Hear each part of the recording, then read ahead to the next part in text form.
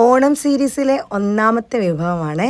അപ്പോൾ എനിക്ക് ഓണസദ്യയിൽ ഏറ്റവും ഇഷ്ടപ്പെട്ട ഒരു കറിയാണ് ഞാൻ സ്റ്റാർട്ട് ചെയ്യുന്നത്, എരിശ്ശേരി. അപ്പോൾ മത്തങ്ങ കൊണ്ടുള്ള എരിശ്ശേരിയാണ് നമ്മളിന്ന് ഉണ്ടാക്കാനായിട്ട് പോകുന്നത്.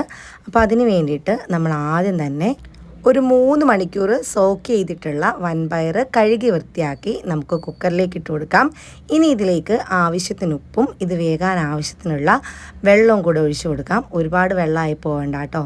ഇനി നമുക്ക് ഇത് അടച്ച് വെച്ചിട്ട് ഒരു 2 വിസിലിന് വേവിച്ചെടുക്കാം. അപ്പോൾ നമ്മളുടെ പയർ വിസിലൊക്കെ അടിച്ച് എയറൊക്കെ മാറിയതിന് ശേഷം തുറന്ന് നോക്കിയിട്ടുണ്ട്. പയറൊക്കെ നന്നായിട്ട് വെന്ത് കിട്ടിയിട്ടുണ്ട്. ഇനി നമുക്ക് ഇതുപോലെ നല്ല ഒരു മത്തങ്ങയുടെ പീസ്, നല്ല കളറുള്ള മത്തങ്ങ എടുക്കാനായിട്ട് നോക്കുക എരിശ്ശേരി ഉണ്ടാക്കുമ്പോൾ. അപ്പോൾ അന്ന് ക്യൂബായിട്ട് അരിഞ്ഞെടുത്തിട്ടുണ്ട്. ഇനി നമുക്കിതിലേക്ക് മഞ്ഞൾപ്പൊടി, മുളക് പൊടിയും ഉപ്പും കൂടെ ചേർത്ത് കൊടുത്ത് 2-3 പച്ചമുളകും കൂടി ഇട്ട് കൊടുക്കുന്നുണ്ട്.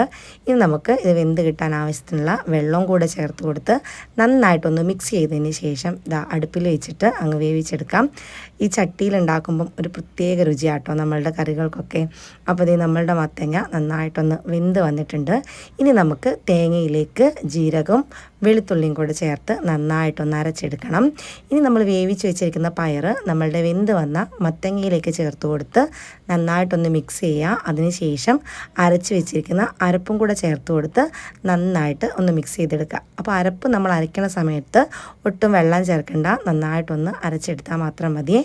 ഇനി നമുക്ക് ഇതെല്ലാം കൂടെ ഒന്ന് മിക്സ് ചെയ്ത് ഒന്ന് ചൂടാക്കിയതിന് ശേഷം ഫ്ലെയിം അങ്ങ് ഓഫ് ചെയ്യാം. ഇനി ഒരു പാനിലേക്ക് വെളിച്ചെണ്ണ ഒഴിച്ച് കൊടുത്ത് കടുക് പൊട്ടി വന്നതിന് ശേഷം അതിലേക്ക് ഉഴുന്ന് പരിപ്പാണ് ഇട്ട് കൊടുത്തത്. അതിനുശേഷം വറ്റൽമുളകും ചേർത്ത് കുറച്ച് കറിവേപ്പിലയും കൂടെ ചേർത്ത് കൊടുത്തിട്ടുണ്ട്.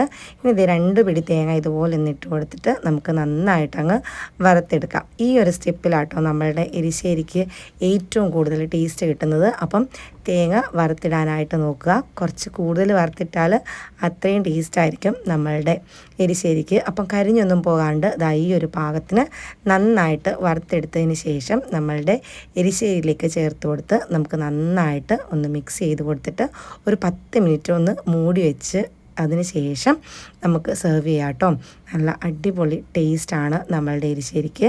അപ്പോൾ ഇത്തവണത്തെ ഓണത്തിന് എൻ്റെ ഈ റെസിപ്പി ഒന്ന് ട്രൈ ചെയ്ത് നോക്കിയിട്ട് നിങ്ങളുടെ ഫീഡ്ബാക്ക് എന്താണെന്ന് വെച്ചാൽ ഒന്ന് പറഞ്ഞോളൂ.